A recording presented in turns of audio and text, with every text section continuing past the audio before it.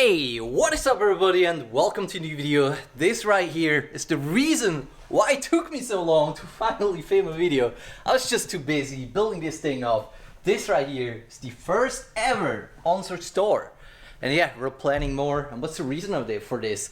I mean, a lot of people just want to see the boards in person. A lot of people just don't just want to spend almost $2,000 for an electric skateboard without seeing it in person.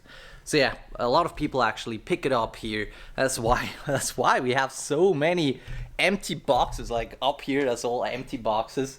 Right now in Switzerland, we only have one board here. So yeah, battery shortage worldwide right now. So super annoying. But yeah. We also need a lot more batteries, which is one of the differences. But yeah, worldwide battery shortage. I think it's because of all the electric cars that being produced at this moment. But yeah, it's getting better. I think in hopefully 4 weeks we'll have more and more batteries. So yeah, we'll be fine. We'll be fine. We'll be fine. All right. Today, I would like to show you guys the different boards that we have and the differences in it. Because we always get the question, hey, what board should I get? What board, which one is the best board for me? So, with this information, I can literally do nothing. In my opinion, it depends on what do you need first. So, someone says, hey, I'm riding in the city and I literally have no hills, nothing.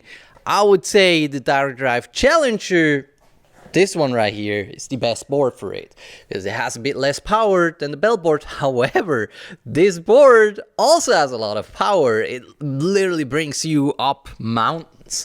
I mean, yeah. But this right here would be the best option to ride in the city because it's noiseless, because it has a direct drive motor so you don't see it. And noiseless really makes sense for the city and a lot of countries where skateboarding or electric skateboards are simply not allowed. For these countries, this board is the perfect choice. Here we have 105mm wheels, which is, in my opinion, the uphill setup. So with this board, you will still get up like the steepest hill in San Francisco, pretty much, depending on your weight. If you're not more than 100 kilo, this is totally fine for you. Talking about weight, if you're heavy and you're looking for the Challenger, you want to ride in the city, you never want to ride, for example, off-road, we'll get to that later, then this right here is the best board for you. The reason is, here you can go for really small wheels because it's the belt version. Here, one of the disadvantages, you can literally see it on here, the motors are scratched already. The reason is you will definitely touch the ground, and that's why you cannot go any smaller with the wheels. That's one of the disadvantages with the direct drive motors. So here on the belt motor, you could literally go to 80mm wheels, which is one super advantage.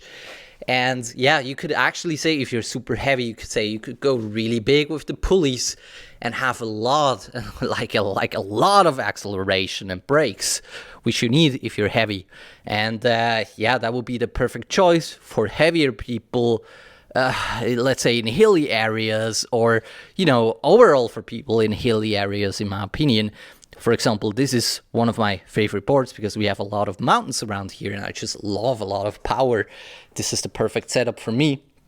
But yeah, you can have even more power uphill if you would go for 97mm wheels, for example. Well, you could say, okay, well, that's only, 10-11mm difference.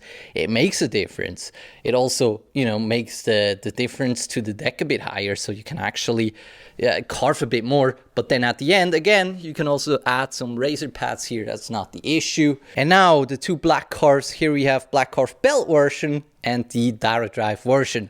Now, as soon as we talk about off-road, ultra, I recommend to get the belt version. And the reason for it is, here you can change the pulleys and you can change pretty much any wheels you want, from 80mm to almost 200mm. Everything works on here. You have a lot of options, a lot of different pulleys.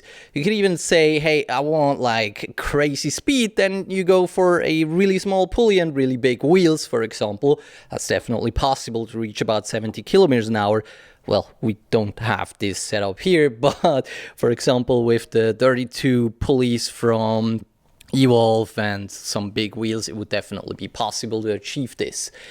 Yeah, that said, The direct drive version is completely noiseless, and that's one of the big disadvantages. People love it because it's like literally, it makes no sounds. However, with the rubber wheels, you definitely have less power than with the 105 millimeter cloud wheels. These is the uphill setup. This right here is the most comfortable setup. So if you live in a hilly area, you want to change the wheels to a bit smaller ones. But even these, in my opinion, I really love these wheels here. They are really comfortable, in my opinion. I definitely get up hills fast enough. Also depending a bit on your weight. If you're, I would say if you're something like over 100 kilo, I don't recommend the rubber wheels anymore because they are simply too soft for you, most likely. I just don't recommend the soft wheels for heavy people. Yeah, here you have the most options. Here, if you really want to ride off-road, get this one. If you live in the city, no hills, I would recommend direct drive Challenger. However, with this setup, this is the uphill setup. This right here, more for heavier people in hilly areas, in my opinion. This right here for the city again, and just, like nice roads. Let's say like any paved roads definitely work for this sport right here. Yeah, I hope that explains it well enough. Let me know in the comments if I forgot something. And yeah, that's pretty much it for today. I hope you enjoyed, and we'll see each other soon. Bye-bye, everybody.